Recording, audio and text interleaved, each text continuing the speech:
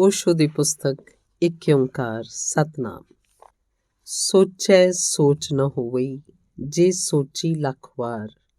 चुप है चुप न होवई, जे लाई रहा लिवतार।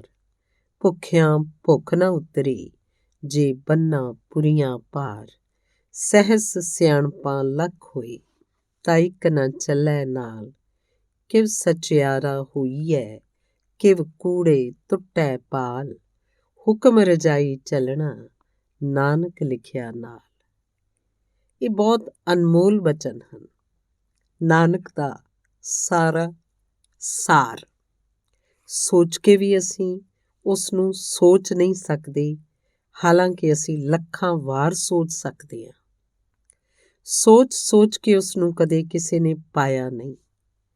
ਸੋਚ ਸੋਚ ਕੇ ਹੀ ਤਾਂ ਅਸੀਂ ਉਹਨੂੰ ਗਵਾਇਆ ਹੈ। ਜਿੰਨਾ ਅਸੀਂ ਸੋਚਦੇ ਹਾਂ ਉਨਾ ਹੀ ਵਿਚਾਰਾਂ 'ਚ ਅਸੀਂ ਗਵਾਚ ਜਾਂਦੇ ਹਾਂ। ਪਰਮਾਤਮਾ ਕੋਈ ਵਿਚਾਰ ਨਹੀਂ ਹੈ, ਉਹ ਕੋਈ ਤਰਕ ਦਾ ਨਿਚੋੜ ਨਹੀਂ ਹੈ, ਉਹ ਕੋਈ ਦਿਮਾਗ ਦਾ ਨਿਚੋੜ ਨਹੀਂ ਹੈ। ਪਰਮਾਤਮਾ ਤਾਂ ਸੱਤਿਆ ਹੈ।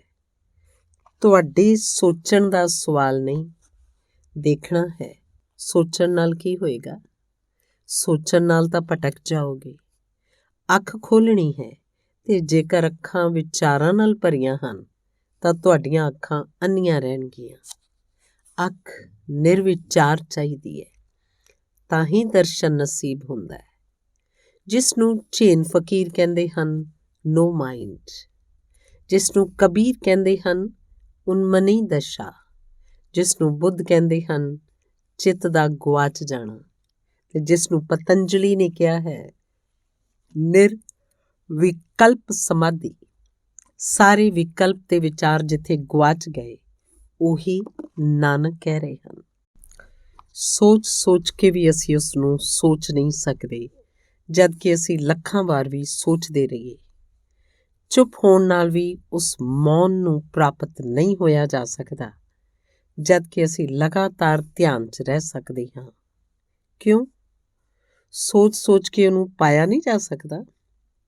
ਕੋਸ਼ਿਸ਼ ਕਰ ਕਰਕੇ ਮੌਨ ਸਾਧਿਆ ਨਹੀਂ ਜਾ ਸਕਦਾ।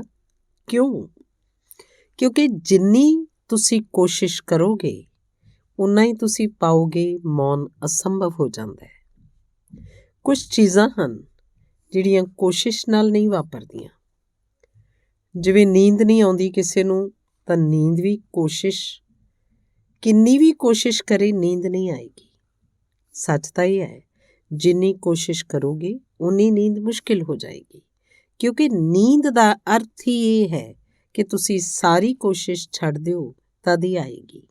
ਤੁਸੀਂ ਕੋਸ਼ਿਸ਼ ਕਰਦੇ ਰਹੋਗੇ, ਕੋਸ਼ਿਸ਼ ਤੁਹਾਨੂੰ ਜਗਾਈ ਰੱਖੇਗੀ। ਜਾਗਣ ਨਾਲ ਕਦੇ ਨੀਂਦ ਆਈ ਹੈ? ਕੋਈ ਉਪਾਅ ਨੀਂਦ ਲਿਆਉਣ ਦਾ ਨਹੀਂ, ਕਿਉਂਕਿ ਨੀਂਦ ਆਉਂਦੀ ਹੀ ਤਦ ਹੈ ਜਦ ਤੁਸੀਂ ਨਿਰਉਪਾਏ ਹੋ ਜਾਂਦੇ ਹੋ। ਜਦ ਤੁਸੀਂ ਕੋਈ ਉਪਾਏ ਨਹੀਂ ਕਰਦੇ ਹੋ, ਪਏ ਹੋ ਬਿਸਤਰੇ 'ਤੇ ਬਿਨਾਂ ਉਪਾਏ, ਤਦ ਨੀਂਦ ਆ ਜਾਂਦੀ ਹੈ। ਤੁਸੀਂ ਆਪਣੇ ਆਪ ਨੂੰ ਜ਼ਬਰਦਸਤੀ ਕਿਵੇਂ ਮੌਨ ਕਰੋਗੇ? ਤੁਸੀਂ ਬੈਠ ਸਕਦੇ ਹੋ, ਸਰੀਰ ਨੂੰ ਸਾਧ ਸਕਦੇ ਹੋ ਪੱਥਰ ਦੀ ਮੂਰਤੀ ਵਾਂਗ, ਪਰ ਅੰਦਰ ਮਨ ਉਬਲਦਾ ਰਹੇਗਾ। ਨਾਨਕ ਇੱਕ ਮੁਸਲਮਾਨ ਨਵਾਬ ਦੇ ਘਰ ਪ੍ਰਾਹੁਣੇ ਸਨ।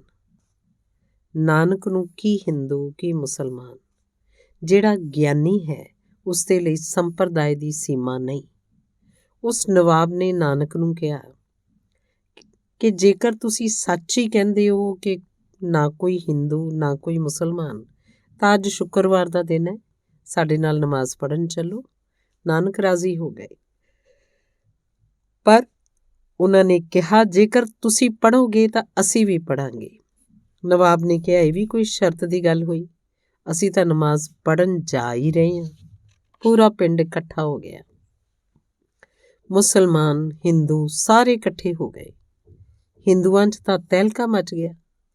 ਨਾਨਕ ਦੇ ਘਰ ਦੇ ਲੋਕ ਵੀ ਪੁੱਜ ਗਏ ਕਿ ਇਹ ਕੀ ਕਰ ਰਹੇ ਹੋ। ਲੋਕਾਂ ਨੂੰ ਲੱਗਿਆ ਕਿ ਨਾਨਕ ਮੁਸਲਮਾਨ ਬਣਨ ਜਾ ਰਹੇ ਹਨ।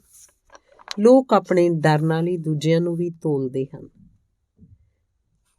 ਨਾਨਕ ਮਸਜਿਦ ਗਏ, ਨਮਾਜ਼ ਪੜ੍ਹੀ ਗਈ। ਨਵਾਬ ਬਹੁਤ ਨਾਰਾਜ਼ ਹੋਇਆ। ਵਿੱਚ ਮੁੜ ਮੁੜ ਕੇ ਵੇਖ ਲੈਂਦਾ ਸੀ ਕਿ ਨਾਨਕ ਨਾ ਤਾਂ ਝੁਕੇ ਨਾ ਨਮਾਜ਼ ਪੜ੍ਹੀ, ਬਸ ਖਲੋਤੇ ਹਨ। ਛੇਤੀ ਛੇਤੀ ਨਮਾਜ਼ ਪੂਰੀ ਕੀਤੀ, ਕਿਉਂਕਿ ਗੁੱਸੇ 'ਚ ਕਦੇ ਨਮਾਜ਼ ਪੜ੍ਹੀ ਦੀ ਹੈ। ਪੜ੍ਹ ਕੇ ਕਿਸੇ ਤਰ੍ਹਾਂ ਪੂਰੀ ਕੀਤੀ। ਲੋਕ ਨਾਨਕ ਉੱਤੇ ਟੁੱਟ ਪਏ ਤੇ ਉਹਨਾਂ ਨੇ ਕਿਹਾ, ਤੁਸੀਂ ਧੋਖੇਬਾਜ਼ ਹੋ, ਕਿਹੋ ਜਿਹੇ ਸਾਧੂ, ਕਿਹੋ ਜਿਹੇ ਸੰਤ। ਤੁਸੀਂ ਵਚਨ ਦਿੱਤਾ ਸੀ ਨਮਾਜ਼ ਪੜ੍ਹਨ ਦਾ, ਪਰ ਪੂਰਾ ਕੀਤਾ ਨਹੀਂ। ਨਾਨਕ ਨੇ ਕਿਹਾ, ਵਚਨ ਦਿੱਤਾ ਸੀ, ਸ਼ਰਤ ਤੁਸੀਂ ਭੁੱਲ ਗਏ। ਮੈਂ ਕਿਹਾ ਸੀ ਕਿ ਜੇਕਰ ਤੁਸੀਂ ਨਮਾਜ਼ ਪੜ੍ਹੋਗੇ ਤਾਂ ਮੈਂ ਪੜ੍ਹਾਂਗਾ। ਤੁਸੀਂ ਨਹੀਂ ਪੜ੍ਹੀ ਤਾਂ ਮੈਂ ਕਿਵੇਂ ਪੜ੍ਹਦਾ? ਨਵਾਬ ਨੇ ਕਿਹਾ, ਕੀ ਕਹਿ ਰਹੇ ਹੋ? ਹੋਸ਼ ਵਿੱਚ ਹੋ? ਇੰਨੇ ਲੋਕ ਗਵਾਹ ਹਨ ਕਿ ਅਸੀਂ ਨਮਾਜ਼ ਪੜ੍ਹ ਰਹੇ ਸੀ। ਨਾਨਕ ਨੇ ਕਿਹਾ, ਇਹਨਾਂ ਦੀ ਗਵਾਹੀ ਮੈਂ ਨਹੀਂ ਮੰਨਦਾ, ਕਿਉਂਕਿ ਮੈਂ ਤੁਹਾਨੂੰ ਵੇਖ ਰਿਹਾ ਸੀ ਅੰਦਰ ਕੀ ਹੋ ਰਿਹਾ ਹੈ। ਤੁਸੀਂ ਤਾਂ ਕਾਬਲ 'ਚ ਘੋੜੇ ਖਰੀਦ ਰਹੇ ਸੀ। ਨਵਾਬ ਥੋੜ੍ਹਾ ਹੈਰਾਨ ਹੋਇਆ, ਕਿਉਂਕਿ ਖਰੀਦ ਉਹ ਘੋੜੇ ਹੀ ਰਿਹਾ ਸੀ। ਉਸਦਾ ਵਧੀਆ ਤੋਂ ਵਧੀਆ ਘੋੜਾ ਉਸੇ ਦਿਨ ਸਵੇਰੇ ਮਰ ਗਿਆ ਸੀ। ਉਹਦੇ ਹੀ ਦੁੱਖ ਨਾਲ ਭਰਿਆ ਸੀ। ਨਮਾਜ਼ ਕੀ ਸੁਆ? ਉਹ ਇਹੀ ਸੋਚ ਰਿਹਾ ਸੀ ਕਿ ਕਿਵੇਂ ਕਾਬਲ ਜਾਵਾਂ, ਕਿਵੇਂ ਵਧੀਆ ਘੋੜਾ ਖਰੀਦਾਂ, ਕਿਉਂਕਿ ਉਹਦੇ ਲਈ ਘੋੜਾ ਵੱਡੀ ਸ਼ਾਨ ਸੀ, ਇੱਜ਼ਤ ਸੀ। ਤੇ ਨਾਨਕ ਨੇ ਕਿਹਾ, ਇਹ ਮੌਲਵੀ ਹੈ ਤੁਹਾਡਾ, ਜਿਹੜਾ ਨਮਾਜ਼ ਪੜ੍ਹਵਾ ਰਿਹਾ ਸੀ। ਇਹ ਖੇਤ 'ਚ ਆਪਣੀ ਫਸਲ ਕੱਟ ਰਿਹਾ ਸੀ ਤੇ ਇਹ ਗੱਲ ਸੱਚ ਸੀ। ਮੌਲਵੀ ਨੇ ਵੀ ਕਿਹਾ ਕਿ ਗੱਲ ਤਾਂ ਇਹ ਸੱਚ ਹੈ, ਫਸਲ ਪੱਕ ਗਈ ਹੈ, ਚਿੰਤਾ ਮਨ ਉੱਤੇ ਚੜ੍ਹੀ ਹੋਈ ਹੈ। ਨਾਨਕ ਨੇ ਕਿਹਾ, ਹੁਣ ਤੁਸੀਂ ਬੋਲੋ, ਤੁਸੀਂ ਨਮਾਜ਼ ਪੜ੍ਹੀ ਜੋ ਮੈਂ ਸਾਥ ਦਿੰਦਾ? ਤੁਸੀਂ ਜ਼ਬਰਦਸਤੀ ਨਮਾਜ਼ ਪੜ੍ਹ ਲਓ, ਤੁਸੀਂ ਜ਼ਬਰਦਸਤੀ ਧਿਆਨ ਕਰ ਲਓ, ਤੁਸੀਂ ਜ਼ਬਰਦਸਤੀ ਪੂਜਾ ਪ੍ਰਾਰਥਨਾ ਕਰ ਲਓ। ਕੀ ਤੁਸੀਂ ਕਰ ਰਹੇ ਹੋ ਇਹਦਾ ਕੋਈ ਮੁੱਲ ਨਹੀਂ। ਕੀ ਤੁਹਾਡੇ ਅੰਦਰ ਹੋ ਰਿਹਾ ਹੈ? ਤੁਸੀਂ ਪੱਥਰ ਦੀ ਮੂਰਤ ਵਾਂਗ ਬੈਠ ਜਾਓ, ਉਹਦੇ ਨਾਲ ਕੀ ਹੋਏਗਾ? ਸਰੀਰ ਨੂੰ ਸਾਧ ਲਓ, ਇਹਦੇ ਨਾਲ ਕੀ ਮਨ ਸਧੇਗਾ? ਮਨ 'ਚ ਤਾਂ ਉਹੀ ਚੱਲਦਾ ਰਹੇਗਾ ਜਿਹੜਾ ਚੱਲਦਾ ਰਿਹਾ ਸੀ, ਹੋਰ ਵੀ ਜ਼ੋਰ ਨਾਲ ਚੱਲੇਗਾ। ਜਦ ਦੇਹ ਘੱਟ ਚੱਲਦੀ ਸੀ ਤਾਂ ਸ਼ਕਤੀ ਵੱਖਰੀ ਵੱਖਰੀ ਸੀ। ਹੁਣ ਦੇਹ ਬਿਲਕੁਲ ਨਿਕੰਮੀ ਹੈ ਤਾਂ ਸਾਰੀ ਸ਼ਕਤੀ ਮਨ ਨੂੰ ਮਿਲ ਗਈ। ਹੁਣ ਮਨ 'ਚ ਹੋਰ ਜ਼ੋਰ ਨਾਲ ਵਿਚਾਰ ਉੱਠਣਗੇ। ਇਸ ਲਈ ਲੋਕ ਜਦ ਵੀ ਧਿਆਨ ਕਰਨ ਬੈਠਦੇ ਹਨ ਤਦ ਬਹੁਤੇ ਵਿਚਾਰ ਉੱਠਦੇ ਹਨ। ਪੂਜਾ ਕਰਨ ਬੈਠਦੇ ਹਨ ਤਦ ਬਾਜ਼ਾਰ ਦਾ ਬਹੁਤ ਖਿਆਲ ਆਉਂਦਾ। ਜਦ ਵੀ ਮੰਦਰ ਜਾਂਦੇ ਹਨ, ਘੰਟੀ ਵਗੈਰਾ ਵਜਾਉਂਦੇ ਹਨ, ਤਦ ਪਾਉਂਦੇ ਹਨ ਕਿ ਪਤਾ ਨਹੀਂ ਮਨ 'ਚ ਕੀ ਖਰਾਬੀ ਹੈ। ਉਂਝ ਸਾਰਾ ਕੁਝ ਠੀਕ ਚੱਲਦਾ ਹੈ। ਸਿਨੇਮੇ 'ਚ ਬੈਠਦੇ ਹਨ, ਚੁੱਪੀ ਆ ਜਾਂਦੀ ਹੈ, ਥੋੜ੍ਹੀ ਸ਼ਾਂਤੀ ਹੋ ਜਾਂਦੀ ਹੈ। ਲੇਕਿਨ ਮੰਦਰ 'ਚ, ਮਸਜਿਦ 'ਚ, ਗੁਰਦੁਆਰੇ 'ਚ ਬਿਲਕੁਲ ਸ਼ਾਂਤੀ ਨਹੀਂ। ਗੱਲ ਕੀ ਹੈ? ਸਿਨੇਮਾ ਤੁਹਾਡੀਆਂ ਵਾਸ਼ਨਾਵਾਂ ਨਾਲ ਇੱਕ ਮਿੱਕ ਹੈ। ਉੱਥੇ ਉਹੀ ਜਗਾਇਆ ਜਾ ਰਿਹਾ ਜੋ ਤੁਸੀਂ ਹੋ। ਉੱਥੇ ਉਹੀ ਉਭਾਰਿਆ ਜਾ ਰਿਹਾ ਜਿਹੜਾ ਤੁਹਾਡੇ ਅੰਦਰ ਭਰਿਆ ਹੈ। ਉਹੀ ਕੂੜਾ ਕਰਕਟ, ਉਹੀ ਗੰਦ ਤੁਹਾਡੇ ਨਾਲ ਤਾਲਮੇਲ ਬੈਠ ਜਾਂਦਾ ਹੈ।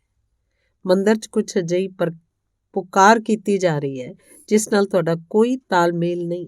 ਉੱਥੇ ਸਭ ਗੜਬੜ ਹੋ ਜਾਂਦੀ ਹੈ। ਨਾਨਕ ਕਹਿੰਦੇ ਹਨ, ਚੁੱਪ ਹੋਣ ਨਾਲ ਵੀ ਕੁਝ ਨਹੀਂ ਹੋਏਗਾ। ਉਸ ਚੁੱਪੀ ਨੂੰ ਨਹੀਂ ਪਾਇਆ ਜਾ ਸਕਦਾ ਜਦ ਕਿ ਅਸੀਂ ਲਗਾਤਾਰ ਧਿਆਨ 'ਚ ਰਹਿ ਸਕਦੇ ਹਾਂ।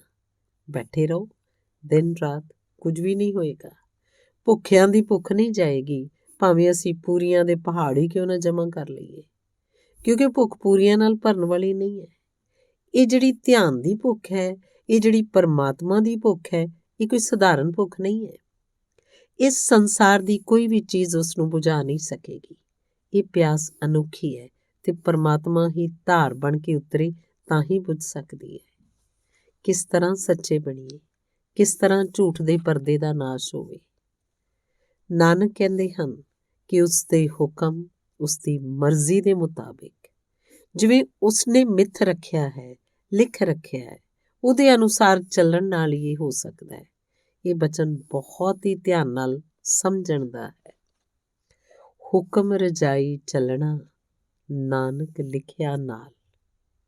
ਨਹੀਂ, ਤੁਹਾਡੇ ਕਰਨ ਨਾਲ ਕੁਝ ਵੀ ਨਹੀਂ ਹੋਏਗਾ। ਤੁਸੀਂ ਜੋ ਵੀ ਕਰੋਗੇ ਤੁਸੀਂ ਹੀ ਕਰੋਗੇ। ਤੁਸੀਂ ਸੱਚ ਵੀ ਬੋਲੋਗੇ ਤਾਂ ਤੁਹਾਡੇ ਝੂਠ ਦੀ ਹੋਂਦ ਤੋਂ ਹੀ ਸੱਚ ਨਿਕਲੇਗਾ। ਉਹ ਸੱਚ ਵੀ ਝੂਠਾ ਹੋ ਜਾਏਗਾ। ਤੁਸੀਂ ਸੱਚ ਲਿਆਓਗੇ ਵੀ ਕਿੱਥੋਂ? ਤੁਸੀਂ ਬਿਲਕੁਲ ਝੂਠੇ ਹੋ। ਇਸ ਨਾਲ ਕੋਈ ਫਰਕ ਨਹੀਂ ਪਏਗਾ। ਨਾਨਕ ਇੱਕ ਪਿੰਡ 'ਚ ਰੁਕੇ ਸੀ। ਉਸ ਪਿੰਡ ਦੇ ਪ੍ਰਧਾਨ ਨੇ ਸਾਰੇ ਪਿੰਡ ਨੂੰ ਭੋਜਨ ਦਾ ਨਿਉਂਦਾ ਦਿੱਤਾ ਸੀ। ਕੋਈ ਯੱਗ ਹੋ ਰਿਹਾ ਸੀ। ਨਾਨਕ ਨੂੰ ਵੀ ਸੱਦਿਆ। ਨਾਨਕ ਗਏ ਨਹੀਂ। ਇੱਕ ਗਰੀਬ ਆਦਮੀ ਦੇ ਘਰ 'ਚ ਠਹਿਰੇ ਸਨ। ਉਸਦਾ ਨਾਮ ਸੀ ਲਾਲੋ। ਗਰੀਬ ਤਰਖਾਣ ਸੀ। ਉਹਦੀ ਕੋਈ ਹੈਸੀਅਤ ਨਹੀਂ ਸੀ। ਰੁੱਖੀ ਸੁੱਖੀ ਰੋਟੀ ਸੀ। ਪਿੰਡ ਦੇ ਅਮੀਰ ਨੇ ਸੱਦਾ ਦਿੱਤਾ ਸੀ। ਕਈ ਵਾਰ ਆਦਮੀ ਬੁਲਾਉਣ ਆਏ, ਨਹੀਂ ਜਦੋਂ ਮੰਨੇ ਤਾਂ ਅਮੀਰ ਆਪ ਆਇਆ। ਨਾਨਕ ਨੂੰ ਲੈ ਕੇ ਗਿਆ। ਨਾਨਕ ਨੇ ਕਿਹਾ, ਤੁਸੀਂ ਚਾਹੁੰਦੇ ਹੋ ਤਾਂ ਚੱਲਾਂਗਾ। ਉਸਨੇ ਮਹਿਲ 'ਚ ਲਿਜਾ ਕੇ ਪੁੱਛਿਆ, ਮੇਰੇ ਪਵਿੱਤਰ ਭੋਜਨ ਨੂੰ ਨਾ ਕਰ ਦਿਓ ਤੇ ਇਸ ਗਰੀਬ ਦਾ ਸ਼ੁੱਧ ਭੋਜਨ, ਉਹ ਪੰਡਤ ਵੀ ਨਹੀਂ ਹੈ, ਸ਼ੁੱਧ ਪੰਡਤ ਨੇ ਇਸ਼ਨਾਨ ਕਰਕੇ ਗੰਗਾ ਜਲ ਨਾਲ ਇਹ ਸਭ ਕੁਝ ਤਿਆਰ ਕੀਤਾ ਹੈ, ਪਵਿੱਤਰਤਮ, ਤੇ ਤੁਸੀਂ ਇਹਨੂੰ ਨਾ ਕਰ ਦਿਓ। ਨਾਨਕ ਨੇ ਕਿਹਾ, ਤੁਸੀਂ ਹੁਣ ਜ਼ਿੱਦ ਹੀ ਕਰਦੇ ਹੋ ਤਾਂ ਕਹਿੰਦਾ ਹਾਂ, ਤੁਸੀਂ ਆਪਣਾ ਭੋਜਨ ਲੈ ਆਓ। ਲਾਲੋ ਵੀ ਪਿੱਛੇ ਪਿੱਛੇ ਟੁਰ ਆਇਆ ਸੀ। ਉਸਨੂੰ ਕਿਹਾ, ਤੂੰ ਵੀ ਆਪਣੀ ਸੁੱਕੀ ਰੋਟੀ ਲੈ ਆ। ਕਹਿੰਦੇ ਹਨ, ਸੰਕੇਤਕ ਕਹਾਣੀ ਹੈ ਕਿ ਨਾਨਕ ਨੇ ਇੱਕ ਹੱਥ 'ਚ ਲਾਲੋ ਦੀ ਰੋਟੀ ਤੇ ਇੱਕ ਹੱਥ 'ਚ ਹਲਵਾ ਪੂੜੀ ਉਸ ਧਨਪਤੀ ਦੀ ਲੈ ਕੇ ਨਿਚੋੜੀ ਤਾਂ ਲਾਲੋ ਦੀ ਸੁੱਕੀ ਰੋਟੀ 'ਚੋਂ ਦੁੱਧ ਦੀ ਧਾਰ ਵਗੀ ਤੇ ਦੂਜੇ ਹੱਥ 'ਚੋਂ ਲਹੂ ਦੀਆਂ ਬੂੰਦਾਂ ਟਪਕੀਆਂ। ਨਾਨਕ ਨੇ ਕਿਹਾ, ਤੁਸੀਂ ਅਸ਼ੁੱਧ ਹੋ। ਤੁਸੀਂ ਪੰਡਤ ਤੋਂ ਭੋਜਨ ਬਣਵਾਓ ਜਾਂ ਗੰਗਾ ਦੇ ਪਾਣੀ ਨੂੰ ਲੈ ਆਓ, ਭਾਵੇਂ ਇੱਕ ਇੱਕ ਕਣਕ ਦੇ ਦਾਣੇ ਨੂੰ ਸਾਫ਼ ਕਰਕੇ ਬਣਵਾਓ, ਇਸ ਦੇ ਨਾਲ ਕੋਈ ਫਰਕ ਨਹੀਂ ਪਏਗਾ। ਤੁਹਾਡਾ ਸਾਰਾ ਜੀਵਨ ਦੂਜਿਆਂ ਨੂੰ ਚੂਸਣ ਦਾ, ਬੇਈਮਾਨੀ ਦਾ, ਚੋਰੀ ਝੂਠ ਦਾ ਹੈ। ਤੁਹਾਡੀ ਹਰ ਇੱਕ ਰੋਟੀ 'ਚ ਲਹੂ ਲੁਕਿਆ ਹੈ। ਲਹੂ ਨਿਕਲਿਆ ਜਾਂ ਨਹੀਂ, ਇਹ ਸਵਾਲ ਮਹੱਤਵਪੂਰਨ ਨਹੀਂ ਹੈ, ਪਰ ਗੱਲ ਤਾਂ ਸੱਚ ਹੈ। ਤੁਸੀਂ ਕਿਵੇਂ ਸੱਚੇ ਹੋਵੋਗੇ? ਤੁਸੀਂ ਹੀ ਤਾਂ ਸੱਚੇ ਹੋਵੋਗੇ ਨਾ, ਕੌਣ ਉਪਾਏ ਕਰੇਗਾ? ਤਾਂ ਨਾਨਕ ਕਹਿੰਦੇ ਹਨ, ਤੁਹਾਡੇ ਕੀਤੇ ਕੁਝ ਵੀ ਨਹੀਂ ਹੋਏਗਾ। ਤੁਸੀਂ ਬੇਈਮਾਨ ਹੋ ਤਾਂ ਤੁਹਾਡੀ ਸੱਚਾਈ 'ਚ ਵੀ ਬੇਈਮਾਨੀ ਵੜ ਜਾਏਗੀ। ਤੁਸੀਂ ਸੱਚ ਵੀ ਇਹੋ ਜਿਹੇ ਬੋਲੋਗੇ ਕਿ ਤੁਹਾਡੀ ਬੇਈਮਾਨੀ ਨੂੰ ਉਹਦੇ ਨਾਲ ਲਾਭ ਹੁੰਦਾ ਹੋਵੇ। ਤੁਸੀਂ ਸੱਚ ਵੀ ਇਸ ਢੰਗ ਨਾਲ ਬੋਲੋਗੇ ਕਿ ਦੂਜੇ ਨੂੰ ਦੁੱਖ ਪੁੱਜੇ। ਤੁਸੀਂ ਇਹੋ ਜਿਹੇ ਸੱਚ ਨੂੰ ਲੱਭੋਗੇ ਜਿਸ ਦੇ ਨਾਲ ਹਿਰਦੇ ਵਿੱਚ ਛੁਰਾ ਵੱਜ ਜਾਏ। ਤੁਸੀਂ ਝੂਠ ਨਾਲ ਲੋਕਾਂ ਨੂੰ ਨੁਕਸਾਨ ਪਹੁੰਚਾਉਂਦੇ ਸੀ, ਤੁਸੀਂ ਸੱਚ ਨਾਲ ਵੀ ਨੁਕਸਾਨ ਪਹੁੰਚਾਓਗੇ। ਤੁਸੀਂ ਜੋ ਵੀ ਕਰੋਗੇ ਉਹ ਗਲਤ ਹੋਏਗਾ, ਕਿਉਂਕਿ ਤੁਸੀਂ ਗਲਤ ਹੋ। ਉਪਾਅ ਕੀ ਹੈ? ਤਾਂ ਨਾਨਕ ਕਹਿੰਦੇ ਹਨ, ਉਪਾਅ ਇੱਕ ਹੀ ਹੈ। ਉਸ ਦੇ ਹੁਕਮ ਤੇ ਉਸ ਦੀ ਮਰਜ਼ੀ ਦੇ ਅਨੁਸਾਰ ਸਭ ਉਸ ਦੇ ਉੱਤੇ ਛੱਡ ਦਿਓ। ਜਿਵੇਂ ਉਹ ਜਿਵਾਏ ਜੀਓ, ਜਿਵੇਂ ਉਹ ਕਰਾਏ ਕਰੋ, ਜਿੱਥੇ ਉਹ ਲੈ ਜਾਏ ਜਾਓ। ਉਹਦਾ ਹੁਕਮ ਤੁਹਾਡੀ ਇੱਕ ਮਾਤਰ ਸਾਧਨਾ ਹੋ ਜਾਏ। ਤੁਸੀਂ ਆਪਣੀ ਮਰਜ਼ੀ ਹਟਾਓ, ਉਸ ਦੀ ਮਰਜ਼ੀ ਨੂੰ ਆਉਣ ਦਿਓ। ਤੁਸੀਂ ਸਵੀਕਾਰ ਕਰ ਲਓ, ਜੀਵਨ ਜਿਹੋ ਜਿਹਾ ਹੈ ਪਰਮਾਤਮਾ ਨੇ ਦਿੱਤਾ ਹੈ ਉਹੀ ਜਾਣੇ। ਤੁਸੀਂ ਨਾ ਕਰੋ। ਦੁੱਖ ਆਏ ਤਾਂ ਦੁੱਖ ਨੂੰ ਵੀ ਕਬੂਲ ਕਰੋ ਕਿ ਉਸ ਦੀ ਮਰਜ਼ੀ, ਤੇ ਅਹੋ ਭਾਵ ਰੱਖੋ, ਧਨ ਭਾਵ ਰੱਖੋ ਕਿ ਜੇਕਰ ਉਸਨੇ ਦੁੱਖ ਦਿੱਤਾ ਹੈ ਤਾਂ ਜ਼ਰੂਰ ਕੋਈ ਭੇਦ ਹੋਏਗਾ, ਕੋਈ ਅਰਥ ਹੋਏਗਾ, ਕੋਈ ਰਾਜ਼ ਹੋਏਗਾ। ਤੁਸੀਂ ਸ਼ਿਕਾਇਤ ਨਾ ਕਰੋ। ਤੁਸੀਂ ਧੰਨਵਾਦ ਨਾਲ ਹੀ ਭਰੇ ਰਹੋ। ਉਹ ਤੁਹਾਨੂੰ ਜਿਵੇਂ ਰੱਖੇ, ਗਰੀਬ ਤਾਂ ਗਰੀਬ, ਅਮੀਰ ਤਾਂ ਅਮੀਰ, ਸੁੱਖ ਵਿੱਚ ਤਾਂ ਸੁੱਖ ਵਿੱਚ, ਦੁੱਖ ਵਿੱਚ ਤਾਂ ਦੁੱਖ ਵਿੱਚ। ਇਹ ਗੱਲ ਤੁਹਾਡੇ ਅੰਦਰ ਹਮੇਸ਼ਾ ਰਹੇ ਕਿ ਮੈਂ ਰਾਜ਼ੀ ਹਾਂ, ਤੇਰਾ ਹੁਕਮ ਮੇਰਾ ਜੀਵਨ ਹੈ।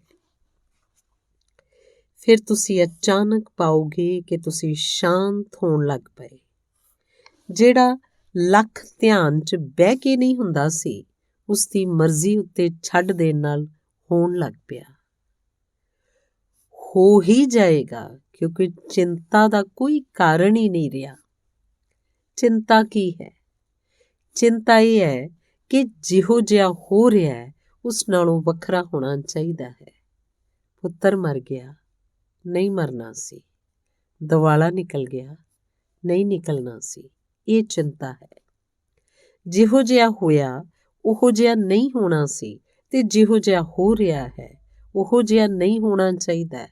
ਤੁਸੀਂ ਆਪਣੀ ਮਰਜ਼ੀ ਨੂੰ ਜ਼ਿੰਦਗੀ 'ਤੇ ਥੋਪਣ ਦੀ ਕੋਸ਼ਿਸ਼ ਕਰ ਰਹੇ ਹੋ। ਇਹੀ ਤੁਹਾਡੀ ਚਿੰਤਾ ਹੈ। ਫਿਰ ਇਸ ਨਾਲ ਹੀ ਤੁਸੀਂ ਪਰੇਸ਼ਾਨ ਹੋ। ਫਿਰ ਇਸ ਪਰੇਸ਼ਾਨੀ ਨੂੰ ਤੁਸੀਂ ਅੰਦਰ ਢੋਂਦੇ ਹੋਏ ਧਿਆਨ ਕਰਨ ਬੈਠਦੇ ਹੋ। ਤਾਂ ਤੁਸੀਂ ਖੇਤ ਵਿੱਚ ਫਸਲ ਕੱਟੋਗੇ, ਕਾਬਲ 'ਚ ਘੋੜੇ ਖਰੀਦੋਗੇ। ਉਹ ਚਿੰਤਾ ਜਿਹੜੀ ਤੁਹਾਡੀ ਸੀ ਪਿੱਛੇ ਰਹੇਗੀ, ਉਹ ਤੁਹਾਡੇ ਧਿਆਨ ਨੂੰ ਵੀ ਭੰਗ ਕਰੇਗੀ। ਤਾਂ ਤੁਸੀਂ ਕਿਵੇਂ ਸ਼ਾਂਤ ਹੋ ਸਕੋਗੇ? ਸ਼ਾਂਤੀ ਦਾ ਇੱਕ ਹੀ ਗੁਰ ਹੈ, ਤੇ ਜੇਕਰ ਇਹ ਸੂਤਰ ਤੁਹਾਡੀ ਸਮਝ 'ਚ ਆ ਜਾਏ ਤਾਂ ਪੂਰਬ ਦੀ ਸਾਰੀ ਭਾਲ ਸਮਝ 'ਚ ਆ ਸਕਦੀ ਹੈ। ਪੂਰਬ ਦੀ ਸਾਰੀ ਭਾਲ ਇਹ ਹੈ, ਲਾਓ ਤਸੇ ਤੋਂ ਲੈ ਕੇ ਨਾਨਕ ਤੱਕ, ਕਿ ਜੋ ਹੋ ਰਿਹਾ ਹੈ ਉਸ ਨੂੰ ਸਵੀਕਾਰ ਕਰ ਲਓ। ਇਸ ਦਾ ਪੁਰਾਣਾ ਨਾਂ ਭਾਗ ਹੈ। ਉਹ ਸ਼ਬਦ ਵਿਗੜ ਗਿਆ ਹੈ। ਸਾਰੇ ਸ਼ਬਦ ਬਹੁਤ ਦਿਨ ਵਰਤਣ ਨਾਲ ਵਿਗੜ ਜਾਂਦੇ ਹਨ, ਕਿਉਂਕਿ ਗਲਤ ਲੋਕ ਵਰਤਦੇ ਹਨ, ਗਲਤ ਅਰਥ ਜੁੜ ਜਾਂਦੇ ਹਨ। ਹੁਣ ਤਾਂ ਕਿਸੇ ਦੀ ਨਿੰਦਿਆ ਕਰਨੀ ਹੋਵੇ ਤਾਂ ਕਹਿ ਦਿਓ ਕਿ ਭਾਗਵਾਦੀ ਹੈ, ਲੇਕਿਨ ਭਾਗ ਇਹੀ ਤਾਂ ਅਰਥ ਹੈ ਭਾਗ ਦਾ। ਨਾਨਕ ਕਹਿੰਦੇ ਹਨ, ਹੁਕਮ ਰਜਾਈ ਚੱਲਣਾ, ਨਾਨਕ ਲਿਖਿਆ ਨਾਲ। ਜਿਹੜਾ ਲਿਖਿਆ ਹੈ ਉਹ ਹੋਵੇਗਾ, ਜੋ ਉਸਨੇ ਲਿਖ ਰੱਖਿਆ ਹੈ ਉਹੀ ਹੋਏਗਾ। ਆਪਣੇ ਵੱਲੋਂ ਤਾਂ ਕੁਝ ਵੀ ਕਰਨ ਦਾ ਉਪਾਅ ਨਹੀਂ ਹੈ, ਕੋਈ ਬਦਲਾਅ ਨਹੀਂ ਹੋ ਸਕਦਾ। ਫਿਰ ਚਿੰਤਾ ਕਿਸ ਨੂੰ? ਫਿਰ ਭਾਰ ਕਿਸ ਨੂੰ? ਜਦ ਤੁਸੀਂ ਕੁਝ ਬਦਲਣਾ ਹੀ ਨਹੀਂ ਚਾਹੁੰਦੇ, ਜਦ ਤੁਸੀਂ ਉਹਦੇ ਨਾਲ ਰਾਜ਼ੀ ਹੋ, ਉਹਦੀ ਮਰਜ਼ੀ 'ਚ ਰਾਜ਼ੀ ਹੋ, ਜਦ ਤੁਹਾਡੀ ਆਪਣੀ ਕੋਈ ਮਰਜ਼ੀ ਨਹੀਂ, ਤਦ ਕਿਹੋ ਜਿਹੀ ਬੇਚੈਨੀ, ਤਦ ਕਿਹੋ ਜਿਹਾ ਵਿਚਾਰ, ਤਦ ਸਭ ਹਲਕਾ ਹੋ ਜਾਂਦਾ ਹੈ, ਖੰਭ ਲੱਗ ਜਾਂਦੇ ਹਨ। ਤੁਸੀਂ ਉੱਡ ਸਕਦੇ ਹੋ ਉਸ ਆਕਾਸ਼ ਵਿੱਚ, ਜਿਸ ਆਕਾਸ਼ ਦਾ ਨਾਮ ਹੈ ਇੱਕ ਓਂਕਾਰ ਸਤਿਨਾਮ। ਨਾਨਕ ਦੀ ਇੱਕ ਹੀ ਵਿਧੀ ਹੈ, ਤੇ ਉਹ ਵਿਧੀ ਹੈ ਪਰਮਾਤਮਾ ਦੀ ਮਰਜ਼ੀ। ਉਹ ਜਿਹੋ ਜਿਹਾ ਕਰਾਵੇ, ਉਹ ਜਿਸ ਤਰ੍ਹਾਂ ਰੱਖੇ। ਇੰਜ ਹੋਇਆ ਕਿ ਬਲਖ ਦਾ ਇੱਕ ਨਵਾਬ ਸੀ, ਇਬਰਾਹਿਮ। ਉਹਨੇ ਬਾਜ਼ਾਰ 'ਚੋਂ ਇੱਕ ਗੁਲਾਮ ਖਰੀਦਿਆ। ਗੁਲਾਮ ਬੜਾ ਸਿਹਤਮੰਦ ਤੇ ਤੇਜਸਵੀ ਸੀ। ਇਬਰਾਹਿਮ ਉਹਨੂੰ ਘਰ ਲੈ ਆਇਆ। ਇਬਰਾਹਿਮ ਉਹਦੇ ਪਿਆਰ 'ਚ ਹੀ ਪੈ ਗਿਆ। ਆਦਮੀ ਬੜਾ ਪ੍ਰਭਾਵਸ਼ਾਲੀ ਸੀ। ਇਬਰਾਹਿਮ ਨੇ ਪੁੱਛਿਆ, ਤੂੰ ਕਿਵੇਂ ਰਹਿਣਾ ਪਸੰਦ ਕਰੇਗਾ? ਤਾਂ ਉਸ ਗੁਲਾਮ ਨੇ ਮੁਸਕਰਾ ਕੇ ਕਿਹਾ, ਮਾਲਕ ਦੀ ਜੋ ਮਰਜ਼ੀ, ਮੇਰਾ ਕੀ, ਮੇਰੇ ਹੋਣ ਦਾ ਕੀ ਅਰਥ? ਤੁਸੀਂ ਜਿਵੇਂ ਰੱਖੋਗੇ ਉਵੇਂ ਰਹਾਂਗਾ। ਇਬਰਾਹਿਮ ਨੇ ਪੁੱਛਿਆ, ਤੂੰ ਕੀ ਪਹਿਨਣਾ, ਕੀ ਖਾਣਾ ਪਸੰਦ ਕਰਦਾ ਹੈ?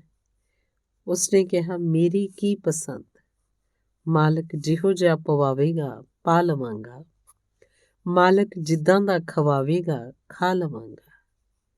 ਇਬਰਾਹਿਮ ਨੇ ਪੁੱਛਿਆ ਕਿ ਤੇਰਾ ਨਾਂ ਕੀ ਹੈ, ਕੀ ਨਾਂ ਲੈ ਕੇ ਤੈਨੂੰ ਬੁਲਾਵਾਂ? ਉਸਨੇ ਕਿਹਾ, ਮਾਲਕ ਦੀ ਜੋ ਮਰਜ਼ੀ, ਮੇਰਾ ਕੀ ਨਾਂ, ਦਾਸ ਦਾ ਕੋਈ ਨਾਂ ਹੁੰਦਾ, ਜੋ ਨਾਂ ਤੁਸੀਂ ਦਿਓ। ਕਹਿੰਦੇ ਹਨ ਇਬਰਾਹਿਮ ਦੇ ਜੀਵਨ 'ਚ ਕ੍ਰਾਂਤੀ ਆ ਗਈ। ਉੱਠ ਕੇ ਉਸ ਗੁਲਾਮ ਦੇ ਪੈਰੀਂ ਪਿਆ ਤੇ ਕਿਹਾ, ਤੂੰ ਮੈਨੂੰ ਭੇਦ ਦੱਸ ਦਿੱਤਾ ਜਿਸ ਦੀ ਮੈਂ ਭਾਲ ਵਿੱਚ ਸੀ। ਹੁਣ ਇਹੀ ਮੇਰਾ ਤੇ ਮੇਰੇ ਮਾਲਕ ਦਾ ਰਿਸ਼ਤਾ, ਤੂੰ ਮੇਰਾ ਗੁਰੂ ਹੈ। ਤਦ ਤੋਂ ਇਬਰਾਹਿਮ ਸ਼ਾਂਤ ਹੋ ਗਿਆ।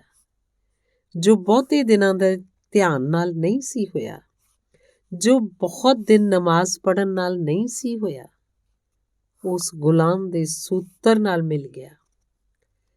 ਹੁਕਮ ਰਜ਼ਾਈ ਚੱਲਣਾ, ਨਾਨਕ ਲਿਖਿਆ ਨਾਲ। ਸੋਚੋ, ਥੋੜਾ ਪ੍ਰਯੋਗ ਕਰੋ, ਜਿਵੇਂ ਰੱਖੇ ਰਹੋ।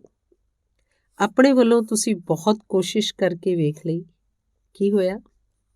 ਤੁਸੀਂ ਉਹੋ ਜਿਹੀ ਹੋ ਜਿਹੋ ਜਿਹਾ ਉਹਨੇ ਭੇਜਿਆ ਸੀ। ਉਸ ਤੋਂ ਖਰਾਬ ਭਾਵੇਂ ਹੋ ਗਏ ਹੋਵੋ, ਉਸ ਤੋਂ ਵਧੀਆ ਨਹੀਂ ਹੋਏ ਹੋ।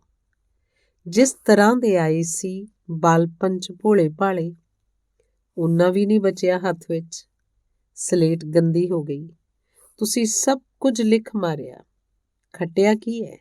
ਸਿਵਾਏ ਦੁੱਖ, ਤਣਾਓ, ਕਲੇਸ਼ ਦੇ ਕੀ ਤੁਹਾਡੇ ਹੱਥ ਲੱਗਾ? ਥੋੜ੍ਹੇ ਦਿਨ ਨਾਨਕ ਦੀ ਸੁਣ ਕੇ ਵੇਖੋ। ਛੱਡ ਦਿਓ ਉਹਦੇ ਉੱਤੇ। ਇਸ ਲਈ ਨਾਨਕ ਕਹਿੰਦੇ ਹਨ, ਨਾ ਜਪ, ਨਾ ਤਪ, ਨਾ ਧਿਆਨ, ਨਾ ਧਾਰਨਾ, ਇੱਕ ਹੀ ਸਾਧਨਾ ਹੈ, ਉਸਦੀ ਮਰਜ਼ੀ। ਜਿਵੇਂ ਹੀ ਤੁਹਾਨੂੰ ਖਿਆਲ ਆਏਗਾ ਉਸਦੀ ਮਰਜ਼ੀ ਦਾ, ਅੰਦਰ ਸਾਰਾ ਹਲਕਾ ਹੋ ਜਾਂਦਾ ਹੈ। ਇੱਕ ਗਹਿਰੀ ਸ਼ਾਂਤੀ, ਅੰਦਰ ਇੱਕ ਮੀਂਹ ਵਰਨ ਲੱਗਦਾ ਹੈ, ਜਿੱਥੇ ਕੋਈ ਤਣਾਓ ਨਹੀਂ, ਕੋਈ ਚਿੰਤਾ ਨਹੀਂ। ਪੱਛਮ ਵਿੱਚ ਇੰਨੀ ਚਿੰਤਾ ਤੇ ਤਣਾਓ ਹੈ, ਪੂਰਬ ਨਾਲੋਂ ਬਹੁਤ ਵਧੇਰੇ ਹੈ। ਹਾਲਾਂਕਿ ਪੂਰਬ ਬਹੁਤ ਗਰੀਬ ਹੈ, ਦੁਖੀ ਹੈ, ਬਿਮਾਰ ਹੈ, ਰੋਗੀ ਹੈ। ਭੋਜਨ ਨਹੀਂ, ਕੱਪੜੇ ਨਹੀਂ, ਛੱਪਰ ਨਹੀਂ, ਪੱਛਮ 'ਚ ਸਭ ਹੈ। ਫਿਰ ਵੀ ਚਿੰਤਾ, ਤਣਾਓ, ਇੰਨਾ ਤਣਾਓ ਹੈ ਕਿ ਲਗਭਗ 4 ਆਦਮੀਆਂ ਵਿੱਚ 3 ਆਦਮੀ ਪਾਗਲਪਨ ਦੀ ਹਾਲਤ ਵਿੱਚ ਹੋ ਗਏ ਹਨ। ਕੀ ਕਾਰਨ ਹੈ? ਕਿਉਂਕਿ ਪੱਛਮ ਨੇ ਆਪਣੀ ਮਰਜ਼ੀ ਚਲਾਉਣ ਦੀ ਕੋਸ਼ਿਸ਼ ਕੀਤੀ ਹੈ। ਆਦਮੀ ਨੂੰ ਪੱਛਮ 'ਚ ਭਰੋਸਾ ਹੈ, ਅਸੀਂ ਸਾਰਾ ਕੁਝ ਕਰ ਲਵਾਂਗੇ। ਭਗਵਾਨ ਦੇ ਸਹਾਰੇ ਦੀ ਕੋਈ ਲੋੜ ਨਹੀਂ, ਭਗਵਾਨ ਹੈ ਹੀ ਨਹੀਂ। ਆਦਮੀ ਸਾਰਾ ਕੁਝ ਕਰ ਲਵੇਗਾ।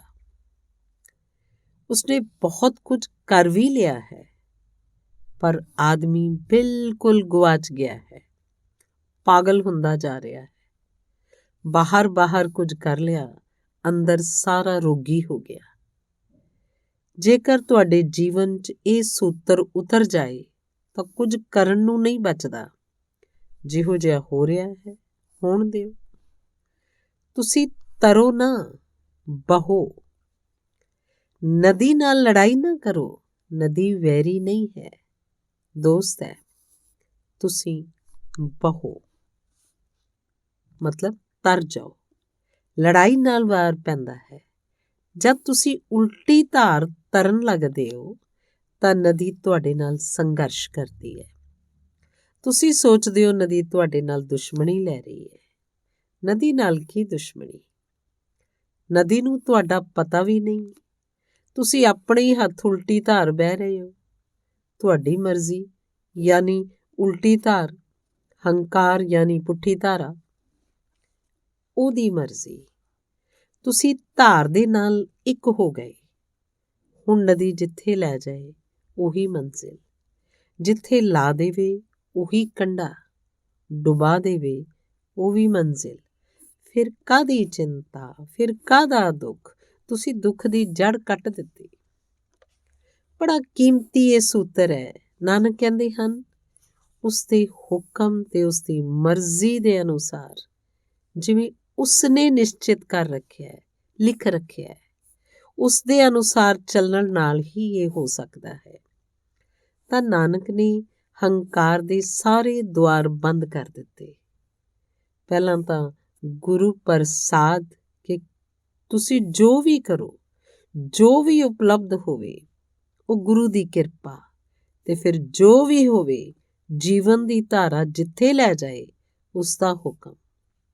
ਫਿਰ ਹੋਰ ਕੁਝ ਕਰਨ ਨੂੰ ਬਚਦਾ ਹੀ ਨਹੀਂ। ਤੇ ਬਹੁਤੀ ਦੇਰ ਨਹੀਂ ਲੱਗੇਗੀ ਕਿ ਤੁਹਾਨੂੰ ਵੀ ਪਤਾ ਲੱਗ ਜਾਏ। ਏਕ ਓਂਕਾਰ ਸਤਿਨਾਮ ਕਰਤਾ ਪੁਰਖ ਨਿਰਭਉ ਨਿਰਵੈਰ ਅਕਾਲ ਮੂਰਤ ਅਜੂਨੀ ਸੈਭੰ ਗੁਰ ਪ੍ਰਸਾਦ ਜਪ। ਆਦ ਸੱਚ ਜੁਗਾਦ ਸੱਚ ਹੈ ਵੀ ਸੱਚ, ਨਾਨਕ ਹੋਸੀ ਵੀ ਸੱਚ। ਸੋਚੈ ਸੋਚ ਨ ਹੋਵਈ, ਜੇ ਸੋਚੀ ਲਖ ਵਾਰ। ਚੁੱਪੈ ਚੁੱਪ ਨ ਹੋਵਈ, ਜੇ ਲਾਈ ਰਹਾ ਲਿਵਤਾਰ। ਭੁੱਖਿਆਂ ਭੁੱਖ ਨ ਉਤਰੀ, ਜੇ ਬੰਨਾ ਪੁਰੀਆਂ ਪਾਰ। ਸਹਿਸ ਸਿਆਣਪਾ ਲੱਖ ਹੋਏ, ਤਾਂ ਇੱਕ ਨ ਚੱਲੈ ਨਾਲ। ਕਿਵ ਸਚਿਆਰਾ ਹੋਈਐ, ਕਿਵ ਕੂੜੈ ਟੁੱਟੈ ਪਾਲ। ਹੁਕਮ ਰਜਾਈ ਚੱਲਣਾ, ਨਾਨਕ ਲਿਖਿਆ ਨਾਲ। ਧੰਨਵਾਦ। ਅੱਜ ਇੰਨਾ ਹੀ। ਧੰਨਵਾਦ।